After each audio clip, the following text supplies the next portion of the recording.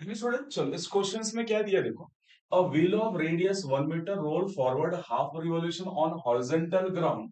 The magnitude of displacement of point of the wheel initially contact with the ground. Okay, question में क्या दिया, एक wheel है, वो व्हील रोटेट कर रहा था, हाफ रोटेशन के बाद जो पॉइंट क्या रहा, व्हील पे एक पॉइंट है जो ग्राउंड के इनिशियली कांटेक्ट में था, उसका क्या चाहिए, डिस्प्लेसमेंट चाहिए। तो उसको डायग्राम से थोड़ा इजी विजिबल होगा। देखो यहाँ से कंसिडर करो, मैं एक हॉरिजॉन्टल ग्राउंड कंसिडर कर लेता हूँ। यहाँ पे एक व्हील ले लेता हूँ मैं, कैसे, ये हमारे लिए क्या व्हील हो गया। अब ये जो पॉइंट है इसमें पी डैश बोलता हूँ, इस पॉइंट का डिस्प्लेसमेंट चाहिए आफ्टर हाफ रिवोल्यूशंस। रेडियस कितना दिया इसका, लेट कंसीडर, इसका रेडियस कितना देकर रखा है, इस आर का वैल्यू 1 मीटर दिया है। अब ये जब रोटेट करेगा हाफ तो थोड़ा आगे भी जाएगा, हाफ रोटेट करने के बाद ये पॉइंट ऊपर आ जाएगा। मैं ड्रॉ करता हूँ कि ये फाइनली यहाँ पे आ गया। ठीक है, कहां पे आ गया ये पॉइंट, इस पॉइंट पे आ गया। तो पॉइंट पी, यहां पे मैं इसको पी डैश बोलता हूं। अब मुझे पी और पी डैश क्या चाहिए, पी पॉइंट का डिस्प्लेसमेंट चाहिए। तो डिस्प्लेसमेंट का डेफिनेशन क्या है, पी और पी डैश इनिशियल और फाइनल पोजीशन को मीट करेंगे, जो लाइन बनेगा उसका लेंथ डिस्प्लेसमेंट होता है।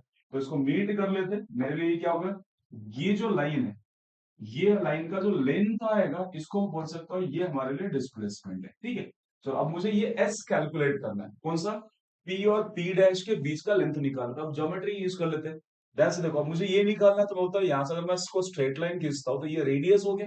तो ये रेडियस कितना होगा, आर कितना 2 है, तो ये क्या होगा, रेडियस का डबल दिख रहा है, डायमीटर है ये, तो इसको मैं 2 ले सकता हूँ। अब ये 2 पता है, अगर मुझे ये वाला लेंथ मिल जाए तो मैं पाइथागोरस लगा के क्या निकाल सकता हूँ, पाइथागोरस निकाल के ये हाइपोटेनस जो डिस्प्लेसमेंट है कैलकुलेट कर सकते हैं। तो ध्यान से देखो, अगर आपके पास कोई व्हील है, अगर वो व्हील पूरा घूमेगा कितना आगे जाएगा, उसके सरकमफ्रेंस के इक्वल आगे जाता है। तो इसका सरकमफ्रेंस मतलब ये मेरे पास व्हील है, अगर ये पूरा रोटेशन करेगा तो आगे कितना जाएगा, जितना इसका लेंथ है सरकमफ्रेंस का। तो अगर वन रोटेशन से कितना जाएगा, ये 2 पाई आर। तो हाफ रोटेशन से कितना जाएगा, इसका हाफ, मतलब पाई आर बोल सकता हूँ। तो इसका मतलब ये हाफ रोटेशन करके आगे कितना गया, पाई इंटू आर, आर का वैल्यू 1, मतलब ये पाई मूव किया। चलो, तो ये डिस्प्लेसमेंट कितना होगा, ये पाई हो गया और ये कितना 2 हो गया।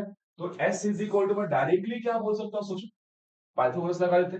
तो डिस्प्लेसमेंट कितना आएगा यहाँ से, तो displacement is equal to under root कितना आएगा, 2 का स्क्वायर प्लस कितना आएगा, पाई का स्क्वायर। तो displacement is equal to under root 4 plus pi square. है क्या कहीं option, is 4 plus pi square, option सी।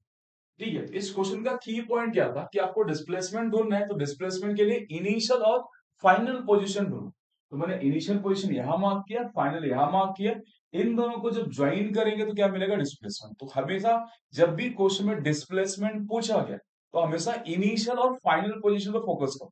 एक बार आपको इनिशियल और फाइनल मिल गया, अब ज्योमेट्रिकली क्या करो, फिर इनिशियल फाइनल के बीच का लेंथ निकालो, आपको मिल जाएगा डिस्प्लेसमेंट। चलो, क्लियर हुआ, थैंक यू।